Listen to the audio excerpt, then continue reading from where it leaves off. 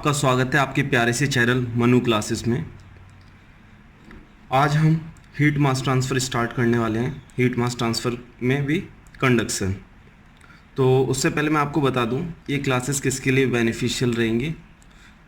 जो BTech engineering कर रहे हैं, mechanical engineering, production and industrial engineering field से, थर्मल इंजीनियरिंग फील्ड से, ऑटोमेशन फील्ड से, उनके लिए काफ़ी हेल्पफुल रहेगी। जो गेट की प्रिपरेशन कर रहे हैं उनके लिए भी काफ़ी हेल्पफुल रहेगी।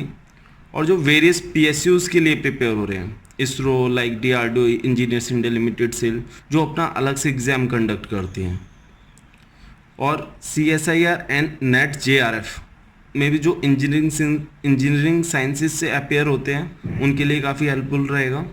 और जो ये इंडियन इंजीनियरिंग सर्विसेज, अब जिसका नाम चेंज कर दिया है इंजीनियरिंग सर्विस एग्ज़ाम्स, उनके लिए काफ़ी बेनिफिशियल रहेगी।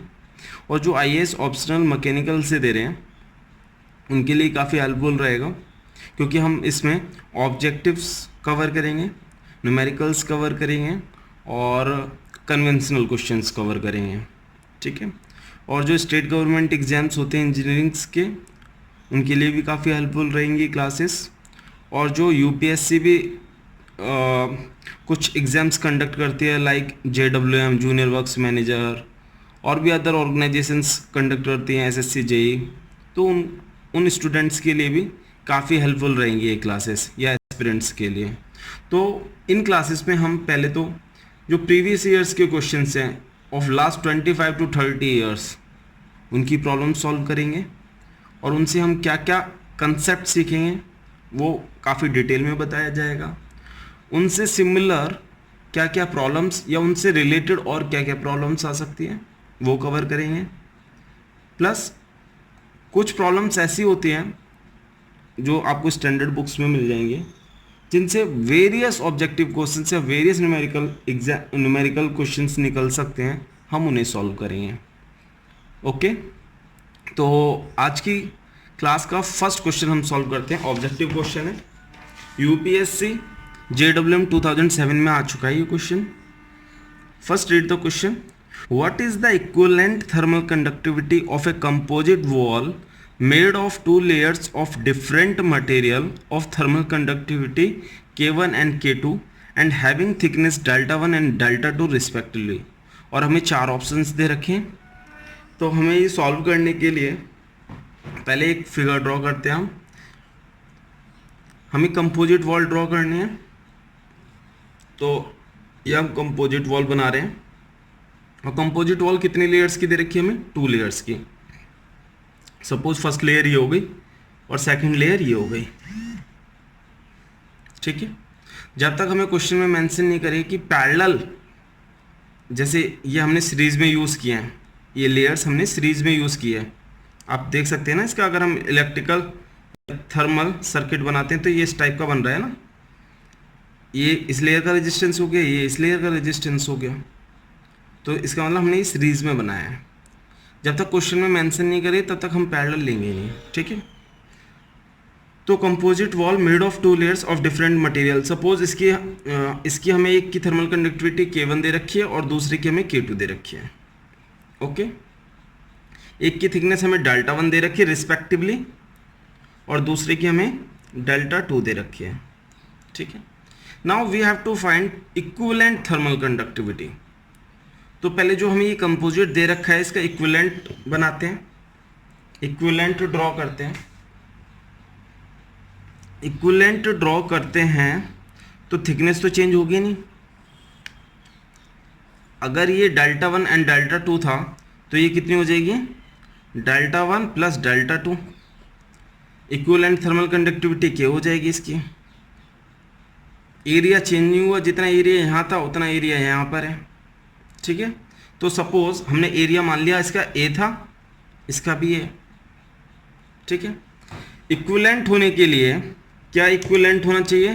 दोनों का थर्मल रेजिस्टेंस इक्विवेलेंट होना चाहिए। Suppose take thermal resistance of first one, इसे हमने नाम दे दिया फर्स्ट, इसे हमने दे दिया सेकंड। ओके। तो हम इक्विवेलेंट थर्मल रेजिस्टेंस लेते हैं, R first and R second, both are equal. ठीक है।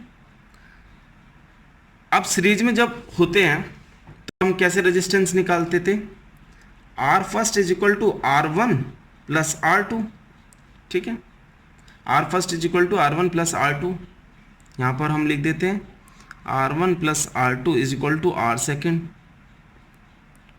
स्लैब के केस में हमें पता है रेजिस्टेंस क्या होता है, रेजिस्टेंस होता है हमारा R is equal to X upon K, ये होता है ना एक्स अपॉन के। तो आर वन एक्स क्या है यहाँ, thickness of slab, delta one upon K one, area is same for both the layers, area is perpendicular to the direction of heat flow, okay, तो area is same, similar delta two upon K two है here, here thickness is delta 1 plus delta 2, delta 1 plus delta 2,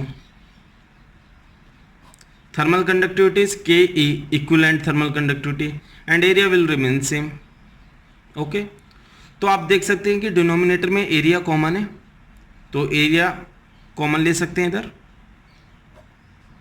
delta one upon K one plus delta two upon K two, okay, delta one plus delta two upon K E A, area से area cancel हो जाएगा, area से area cancel,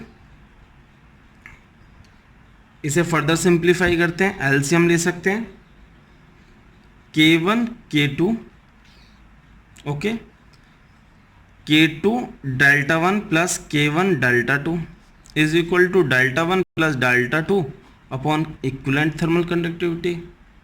Now take Ke on this side and remaining on right hand side. So here we will get K1 K2 into delta 1 plus delta 2 upon K2 delta 1 plus K1 delta 2, okay, ये हो गया K1 K2 delta 1 plus delta 2, K2 delta 1 plus K1 delta 2, ये आपका answer निकल आया। तो इसमें आप ऑब्जेक्टिव्स में देखिए कौन सा है, फर्स्ट वन नहीं है, सेकंड वन नहीं है, थर्ड वन है आपका, देखिए K one K two delta one plus delta two upon K two delta one plus K one, K two delta one plus K one delta two, this is your answer, this is your answer, this one see, okay. तो आप series में अगर दे रखा है तो आप equivalent thermal resistance का concept use करते हुए इक्विवेलेंट थर्मल कंडक्टिविटी निकाल सकते हो, ठीक है।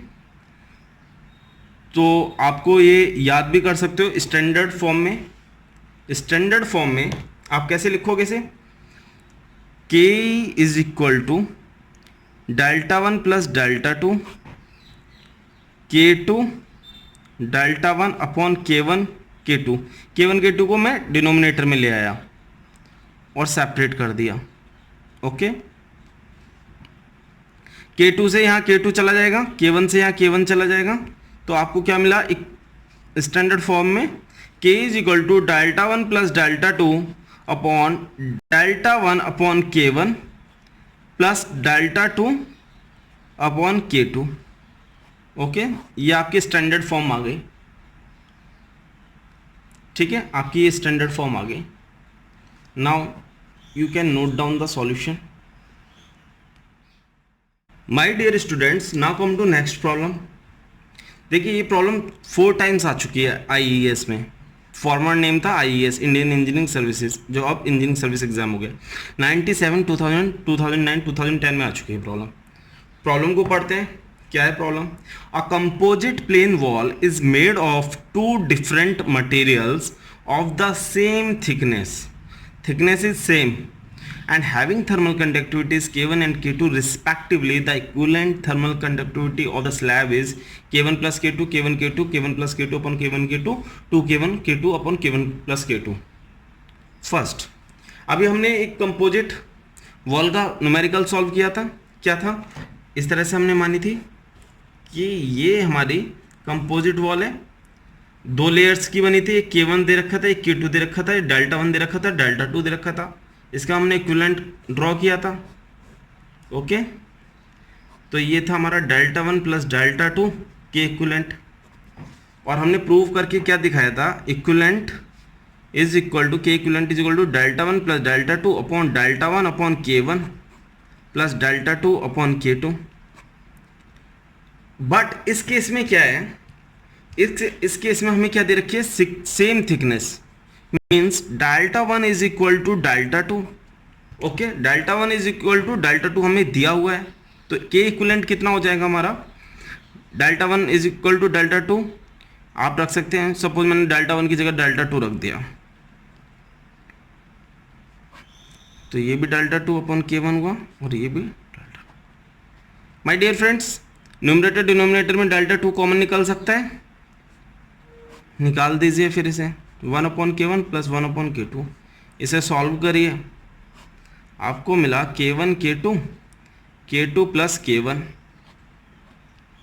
ओके, तो ये आपका निकल के आया आंसर के one K two upon, wait, हमने क्या गलती कर दी, delta two plus delta two को ऐड करेंगे तो ये क्या हो जाएगा, टू। ओके, टू, तो ये हमारा हुआ twice K one K two upon K one plus K two. This is your answer, this is your answer, twice K one K two upon K one plus K two. Okay, तो आपका answer क्या हुआ, ये वाला। तो आपको अगर जल्दी प्रॉब्लम को सॉल्व करना है तो इसे आप दिमाग में रखिए। ये किस केस में है, इन सीरीज केस,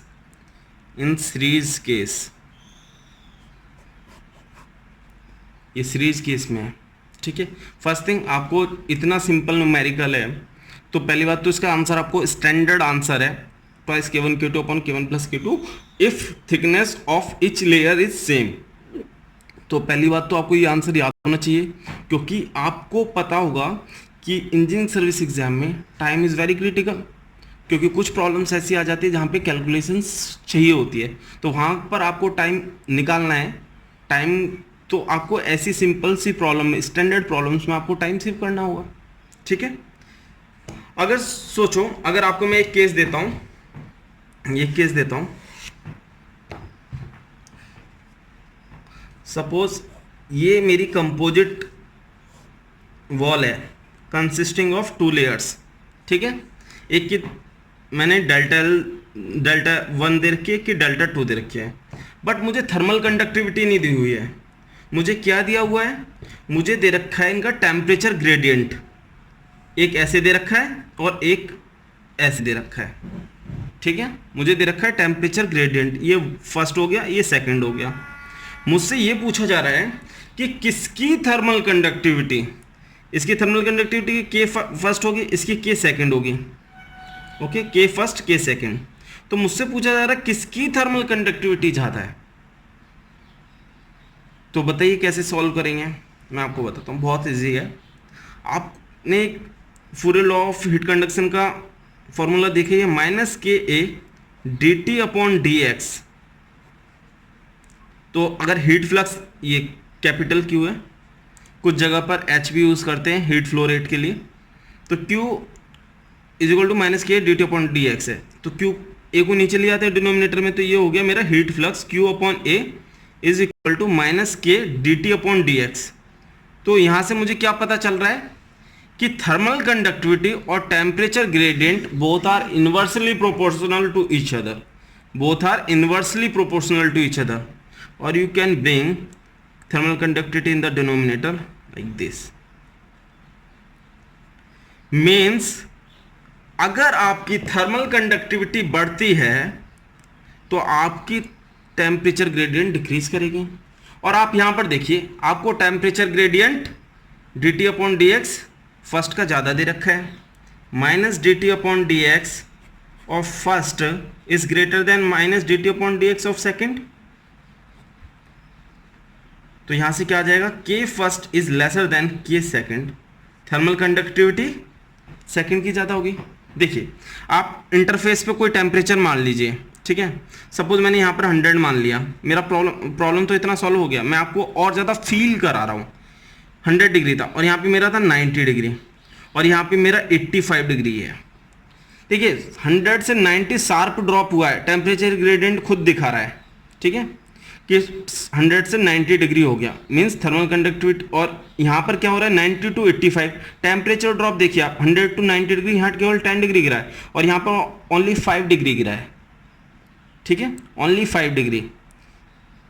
तो इससे क्या पता चलता है कि इस पार्ट की थर्मल कंडक्टिविटी ज़्यादा होगी, इस पार्ट की कम होगी। अगर अगर दोनों की डेल्टा 1 डेल्टा 2 सेम है, लेकिन अगर केवल ये टेम्परेचर ग्रेडियंट को आप देख रहे हो तो आप टेम्परेचर ग्रेडियंट के स्लोप से पता कर सकते हो, टेम्परेचर ग्रेडियंट के स्लोप से पता कर सकते हो। देखिए अब स्लोप यहाँ पर ज़्यादा है और यहाँ पे देखिए कितना कम है। स्लोप से पता चल गया आपको थर्मल कंडक्टिविटी फर्स्ट की कम है, थर्मल कंडक्टिविटी सेकंड की ज़्यादा है। जहाँ थर्मल कंडक्टिविटी ज़्यादा होगी वहाँ पे टेम्परेचर ड्रॉप कम होगा, हीट जल्दी पहुँचेगी तो टेम्परेचर हीट जल्दी पहुँचेगी तो टेम्परेचर कम ड्रॉप होगा, क्योंकि हीट किसके प्रोपोर्शनल है, थर्मल कंडक्टिविटी। यहाँ प्रोपोर्शनलिटी कांस्टेंट है ना कि थर्मल कंडक्टिविटी, ठीक है। तो इस तरह की प्रॉब्लम भी पूछी जा सकती है, इसमें कोई कैलकुलेशन नहीं चाहिए होती है, बहुत स्टैंडर्ड प्रॉब्लम है, ठीक है। Now we move to next problem. My dear friends, now come to third problem, IAS 2006 की प्रॉब्लम है। प्रॉब्लम क्या है, thermal diffusivity of a substance is inversely proportional to thermal conductivity, directly proportional to thermal conductivity, directly proportional to the square of thermal conductivity, inversely proportional to the square of thermal conductivity. ये problem आप तभी solve कर सकते हो जब आपको पता हो थर्मल डिफ्यूजिविटी होती क्या है। देखो थर्मल डिफ्यूजिविटी को हम अल्फा से डिनोट करते हैं। Thermal diffusivity is equal to heat conducted upon heat stored. Okay, heat conducted को आप किससे डिनोट करते हो, के से, थर्मल कंडक्टिविटी से, और हीट स्टोर्ड को हीट कैपेसिटी से, रो सीपी को हम हीट कैपेसिटी भी बोलते हैं और थर्मल कैपेसिटी भी बोलते हैं, ठीक है। तो आप देखिए आपके क्वेश्चन में क्या बोल रहा है, thermal diffusivity of a substance is inversely proportional to thermal conductivity. नहीं, अगर थर्मल कंडक्टिविटी बढ़ेगी तो हमारी थर्मल डिफ्यूजिविटी बढ़ जाएगी, मीन्स प्रोपोर्शनल है। तो thermal diffusivity of a substance is directly proportional to thermal conductivity. ये आंसर है आपका, ठीक है। अब नेक्स्ट प्रॉब्लम पर आते हैं। इससे रिलेटेड ये भी प्रॉब्लम आ सकती है, मैंने छोड़ क्यों रखा है, क्योंकि इससे रिलेटेड ये प्रॉब्लम आ सकती है। मैं क्या कर रहा हूँ, इस तरह से प्रॉब्लम्स आपके सामने ला रहा हूँ कि उससे रिलेटेड क्या क्या प्रॉब्लम्स आ सकती है, ठीक है, एग्जाम में। सी यहाँ पर हमसे पूछ रहा है high value of thermal diffusivity represents, कि हाई स्टोरेज ऑफ हीट होगा, लेस कंडक्शन ऑफ हीट होगा, लेस स्टोरेज होगा, मोर कंडक्शन ऑफ हीट होगा। There is always equal amount of conduction and storage since it is a property, it can not be explained by thermal diffusivity. क्या option होगा, तो पहले हम जो इसका न्यूमेरिकल होता है उसे देखते हैं, फिर उसके बाद किसी कंक्लूजन पर पहुंचते हैं। फॉर्मूला हमने अभी पढ़ा, alpha is equal to k upon rho c p, ठीक है। Alpha is equal to k upon rho c p means अगर हमें अल्फा की वैल्यू हाई करनी है तो थर्मल कंडक्टिविटी हमारी बढ़नी चाहिए, थर्मल कंडक्टिविटी बढ़नी चाहिए। थर्मल कंडक्टिविटी बढ़ना means more conduction of heat, more conduction of heat, okay. Rho c p जो हीट कैपेसिटी है वो हमारी जब डिक्रीज करेगी तब अल्फा बढ़ेगा, क्योंकि इनवर्सली प्रोपोर्शनल है, means less storage of heat. तो हमारा ऑप्शन कौन सा सही हुआ, ऑप्शन बी, ओके।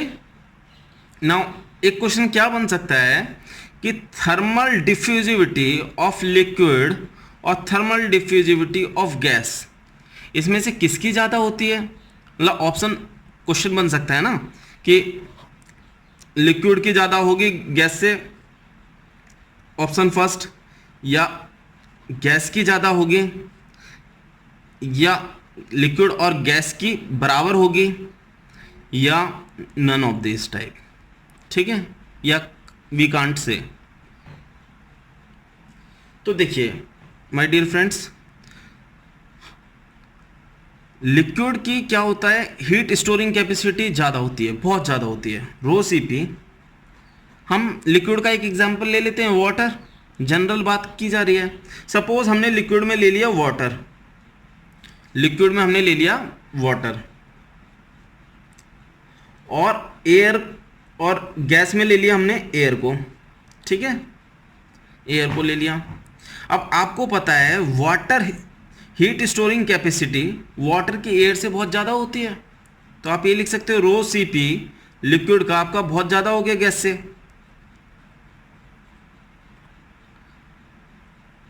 और थर्मल कंडक्टिविटी की बात करें, अब आप कहोगे थर्मल कंडक्टिविटी तो लिक्विड की ज़्यादा होती है, सॉलिड की लिक्विड से ज़्यादा होती है, लिक्विड की गैस से ज़्यादा होती है, आपने पढ़ा ही होगा। और यहाँ पर हमने वाटर एयर को कंसिडर करके देख रहे हैं, तो थर्मल कंडक्टिविटी ऑब्वियसली वाटर की ज़्यादा है एयर से। ठीक है, वाटर की कितनी होती है 0.556 के आसपास होती है, और एयर की होती है 0.024। यूनिट आपको पता ही होगी वाट पर मीटर केल्विन, यह आपको पता होना चाहिए, एग्जाम में कभी कभी पूछ लेता है, बहुत ईजी क्वेश्चंस को भी पूछ लेता है ऑब्जेक्टिव क्वेश्चन में। और जो कंपनीज के प्लेसमेंट इंटरव्यू एग्जाम्स होते हैं उनमें तो 100% पूछा जाता है, क्योंकि ये बेसिक क्वेश्चंस पूछे जाते हैं, और पीएसयूज में भी पूछ लिए जाते हैं ऑब्जेक्टिव क्वेश्चंस में, क्योंकि वहाँ कैलकुलेटर तो यूज़ करना नहीं होता है, तो बहुत बेसिक प्रॉब्लम्स भी कभी कभी वो पूछ लेते हैं। ठीक है, अब देखिए माय डियर फ्रेंड्स, हम जानते हैं कि alpha is equal to k upon rho c p. ठीक है, alpha is equal to k upon rho c p.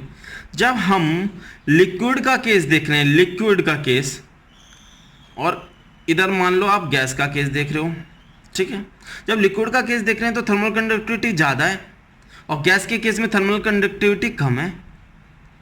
ठीक है, लेकिन लिक्विड के केस में हीट स्टोरिंग कैपेसिटी बहुत ज़्यादा है, इसलिए इसे मैं 3 एरो से डिनोट कर रहा हूँ, और thermal heat storing capacity gas के केसेस में बहुत कम है। तो alpha is inversely proportional to heat stored, और you can say heat capacity. इसलिए थर्मल डिफ्यूजिविटी गैस के केस में ज़्यादा होगी। Thermal diffusivity of gas is higher than thermal diffusivity of liquid. इसका मतलब ये है कि हीट गैस में जल्दी डिफ्यूज होगी इन कंपैरिजन टू लिक्विड, क्योंकि हीट स्टोरिंग कैपेसिटी लिक्विड की ज़्यादा होती है। आपको बहुत क्लियर हो गया होगा। तो थर्मल डिफ्यूजिविटी से मैंने आपको एक प्रॉब्लम, दूसरी प्रॉब्लम, और सेकंड ये वाली प्रॉब्लम। एक इससे ये भी प्रॉब्लम आ सकती है कि इसका यूनिट क्या होता है, यूनिट होता है इसका मीटर स्क्वायर पर सेकेंड होता है। You can prove it, thermal conduct इसका यूनिट क्या होता है, मीटर स्क्वायर पर सेकेंड होता है। आप प्रूव करके देख सकते हैं। इसका थर्मल कंडक्टिविटी का वाट पर मीटर केल्विन हो गया, डेंसिटी का किलोग्राम पर मीटर क्यूब हो गया, density is equal to mass upon volume, rho is equal to m upon v. ठीक है, और सीपी का हो गया आपका जूल पर किलोग्राम केल्विन। तो आप यहां से देखिए किलोग्राम से किलोग्राम कैंसिल, मीटर से मीटर क्यूब में बस मीटर स्क्वायर बचा। ओके, केल्विन से केल्विन चला गया आपका। वॉट को हम जूल पर सेकंड लिख सकते हैं, joule into metre square, joule से जूल चला जाएगा, तो आपकी यूनिट क्या बची, मीटर स्क्वायर पर सेकंड। फोर्थ क्वेश्चन ये हो गया आपका। ठीक है, तो थर्मल डिफ्यूजिविटी से आपकी 4 प्रॉब्लम हो गई। एक क्वेश्चन क्या बन सकता है, इस फॉर्मूले पर आपको वैल्यूज दे देगा और आपसे डायरेक्ट थर्मल डिफ्यूजिविटी पूछेगा कि बताइए थर्मल डिफ्यूजिविटी की वैल्यू कितनी होगी। या आपको इस तरह की प्रॉब्लम देगा कि आपको एक लिक्विड दे दिया, एक गैस दे दिया, और उसकी कुछ न्यूमेरिकल वैल्यूज दे दी, और पूछेगा आपसे कि किसकी थर्मल डिफ्यूजिविटी ज़्यादा है या किसकी कम है। ठीक है, तो इस तरह की प्रॉब्लम्स आपसे पूछी जा सकती है। My dear friends, now come to problem number 5। DRDO 2008 की प्रॉब्लम है। DRDO 2008 की क्या प्रॉब्लम है, arrangement of silver, air, aluminium and lead in order of increasing thermal conductivity at room temperature yields. Means हमें इंक्रीजिंग ऑर्डर में बताना है कौन सा ऑप्शन है।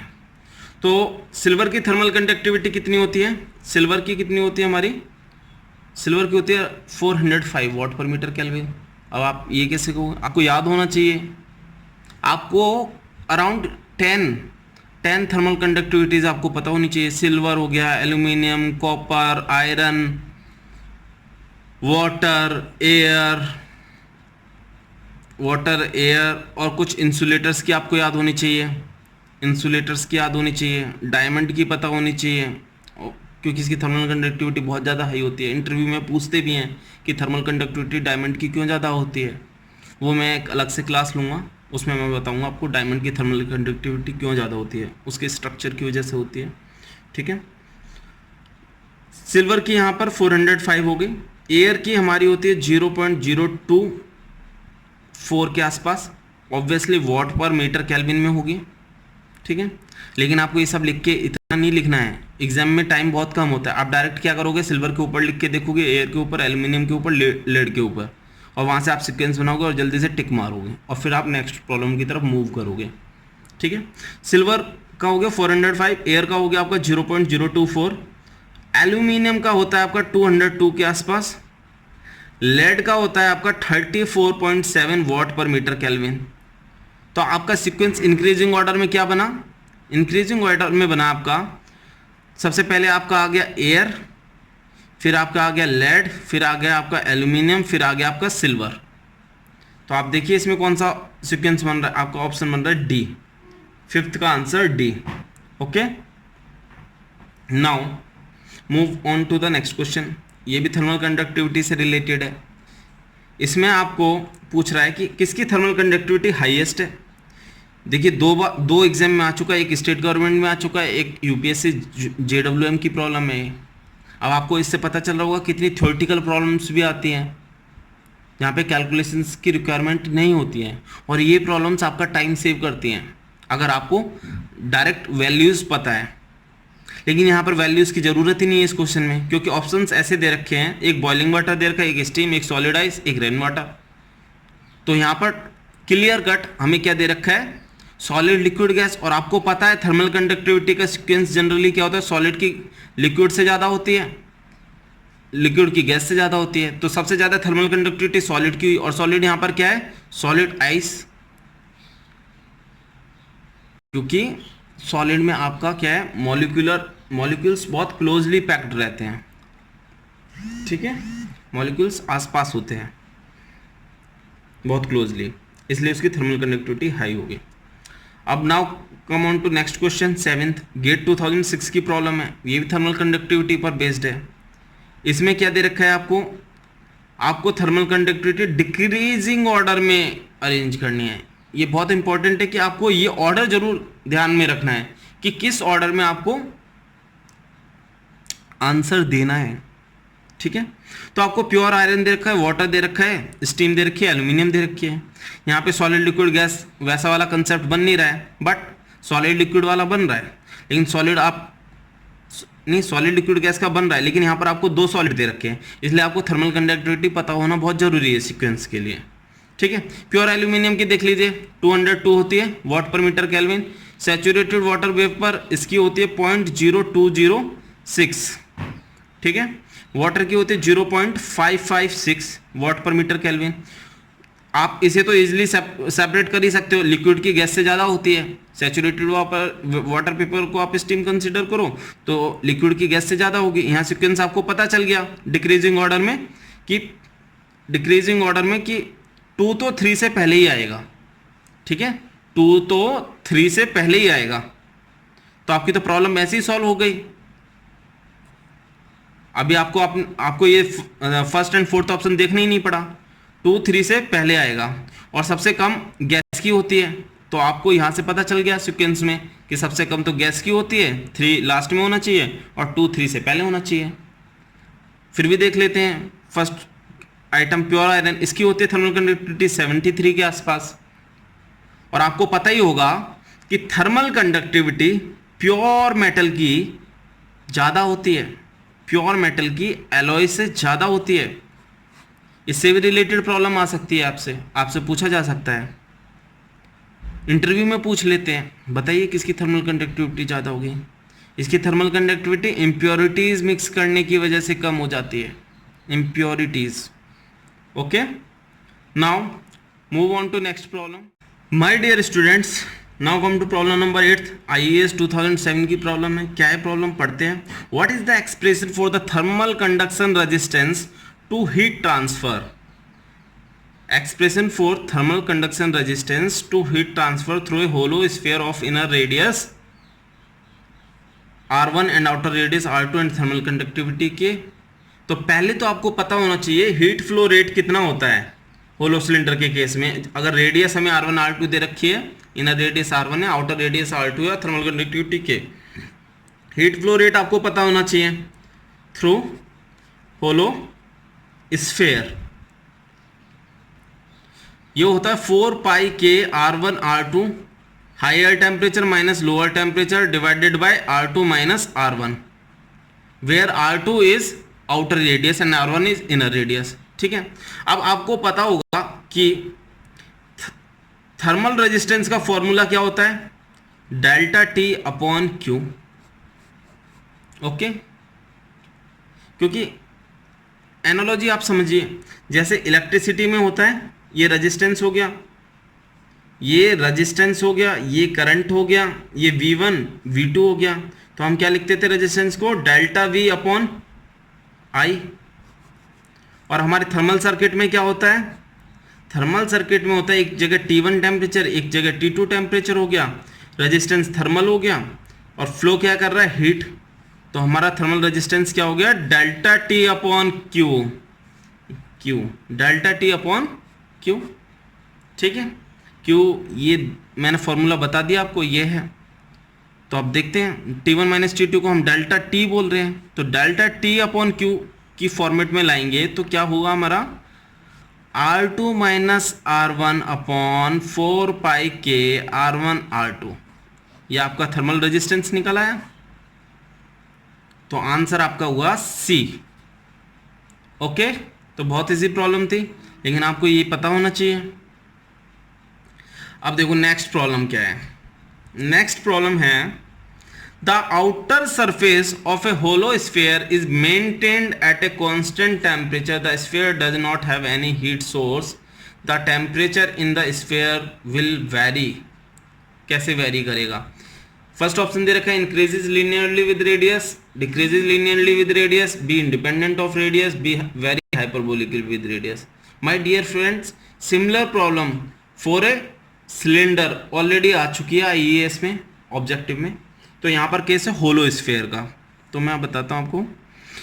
आपको टेम्परेचर डिस्ट्रीब्यूशन पता होना चाहिए होलो स्फीयर का। क्या होता है temperature distribution, T minus T1 upon T2 minus T1 is equal to 1 upon R minus 1 upon R1 upon 1 upon R2 minus 1 upon R1। तो जब आप टेम्परेचर डिस्ट्रीब्यूशन का ग्राफ देखोगे तो आपको ये हाइपरबोलिक रिलेशन मिलेगा with radius. Answer is D, hyperbolic, vary hyperbolically with radius. आपको मैं सिलेंडर में भी दिखाऊंगा, सिलेंडर के लिए अलग टेम्परेचर डिस्ट्रीब्यूशन होता है। टेम्परेचर डिस्ट्रीब्यूशन सिलेंडर के केस में लॉगरिथमिक होता है। ठीक है, तो ये टेम्परेचर डिस्ट्रीब्यूशन किसका है, होलो स्फीयर का। तो आपको ये याद होना चाहिए। इस पर बेस्ड न्यूमेरिकल पूछा जा सकता है आपसे, गेट में भी पूछा जा सकता है, आईईएस में भी पूछा जा सकता है। आईईएस में और गेट में थोड़े ऑब्जेक्टिव्स में ज़्यादा न्यूमेरिकल प्रॉब्लम्स आती हैं। ठीक है, तो अगर आपसे होलो स्फीयर में, सपोज ये होलो स्फीयर हो गया आपका, ठीक है, रेडियस इनर रेडियस R1 है, आउटर रेडियस R2 है, इसमें किसी पर्टिकुलर रेडियस, सपोज मैंने मान लिया R रेडियस पे अगर आपसे टेम्परेचर पूछे, R रेडियस पे टेम्परेचर पूछे तो आप इजीली निकाल सकते हो। अगर आपको R1 रेडियस दे रखी है, R2 दे रखी है और R1 पे टेम्परेचर दे रखा है और R2 पर दे रखा है, तो आपको ये टेम्परेचर मिल जाएगा T। ठीक है, और इससे ये भी पता चल रहा है कि temperature is a function of only radius in the case of steady state time. वो in the case of steady state means temperature is not changing with time. यहाँ पर temperature is only a function of radius, means temperature is varying along the radius, okay, but at a point temperature is not changing with the time। तो यहाँ steady state का case लिया है हमने। ठीक है, now move on to next problem. My dear friends, now come to problem number 10, जो आपसे होलो स्फीयर से रिलेटेड ऑब्जेक्टिव प्रॉब्लम्स पूछी जा सकती है। सपोज ये होलो ऑब्जेक्टिव, ये आपका होलो स्फीयर है, इनर रेडियस R1 है, आउटर रेडियस R2 है। ठीक है, और टेम्परेचर आप T1 मान लीजिए, इसका T2 मान लीजिए। वैसे आपको एग्जाम में डायरेक्ट याद होना चाहिए, बट मैं आपको बता रहा हूँ। तो आप देखोगे कि जो हीट फ्लो होता है रेडियली, रेडियली हीट फ्लो होता है उसमें एरिया बढ़ता जाता है, सिलेंडर के केस में भी बढ़ता जाता है और होलो स्फीयर के केस में भी बढ़ता जाता है।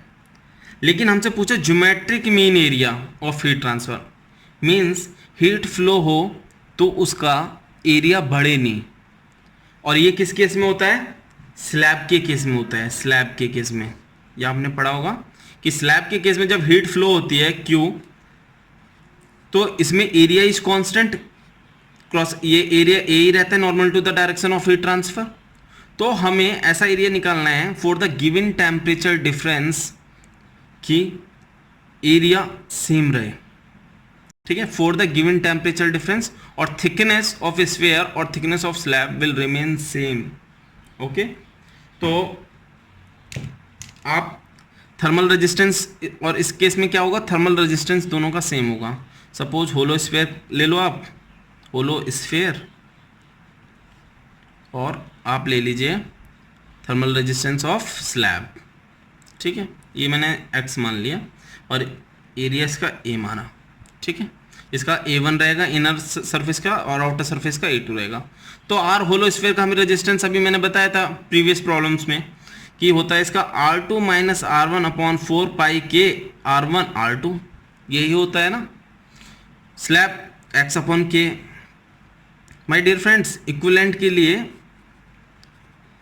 थिकनेस सेम है, means x is equal to R2 minus R1, इसे ध्यान में रखिए, x is equal to R2 minus R1 है। तो यहाँ पर हमारा ये थर्मल कंडक्टिविटी कैंसिल हो जाएगा, ये थिकनेस चली जाएगी, तो हमारा क्या बचा, a is equal to 4 pi R1 R2। Okay, a is equal to 4 pi R1 R2, और हम जानते हैं कि एरिया, इसे हम किस फॉर्म में लिख सकते हैं, इसे हम इस तरह से लिख सकते हैं, 16 का बाहर जाएगा 4 बचेगा, पाई square R1 square R2 square, इस तरह से लिख सकते हैं, बिल्कुल लिख सकते हैं। देखिए बिल्कुल चेंज नहीं हुआ, 16 का बाहर जाएगा तो 4 बचेगा, पाई स्क्वायर पाई रहेगा, R1 का स्क्वायर का R1 रह जाएगा, R2 स्क्वायर का R2 रह जाएगा। ओके, तो ये a इज इक्वल टू हुआ हमारा ज्योमेट्रिक मीन एरिया, और इसे हम क्या लिख सकते हैं, 4 pi R1 square into 4 pi R2 square.